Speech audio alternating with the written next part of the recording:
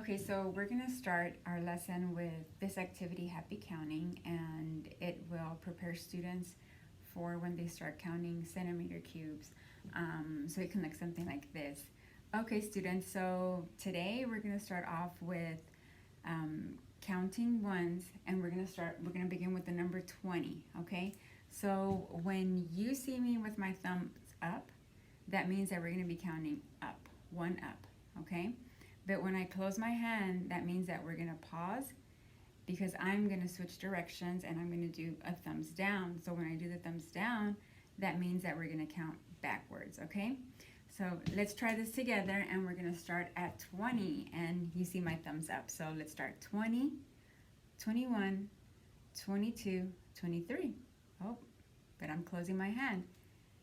Thumbs down, so that means 22, 21, and 20. Thumbs up. 21, 22, 23, 24, 25. Very good. Oh, we're switching directions again. 24, 23, 22, 21, 20. 21, 22, 23, 24, 25.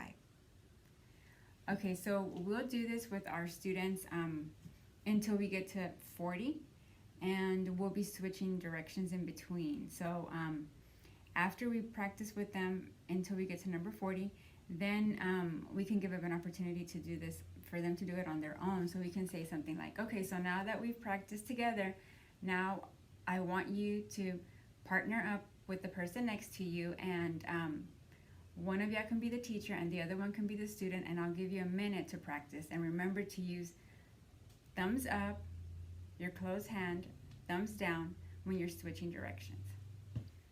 Okay, so we're going to continue fluency practice with the students by counting now 2 more. Okay, so we can say something like this.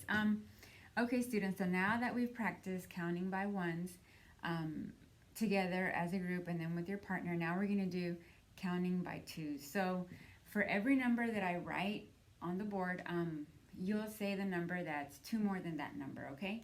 So let's start off with this number, and you can just shout out your answer. So number 6.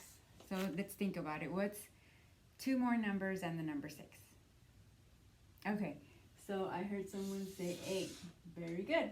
So now let's try 10. So what's 2 numbers more than 10? 10. Very good. 12.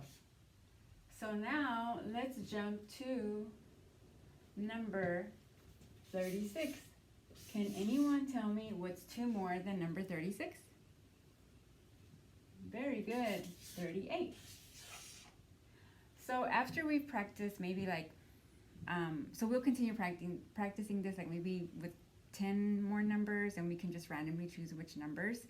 And after that, we can give the students a chance to practice this worksheet, which is also going to be teaching them how to fill in the number that's missing on this number pattern. So I don't know if you guys can see it, but for example, I'll give a worksheet to each student, and it's about 44 problems, and they'll spend like maybe 10 minutes doing this.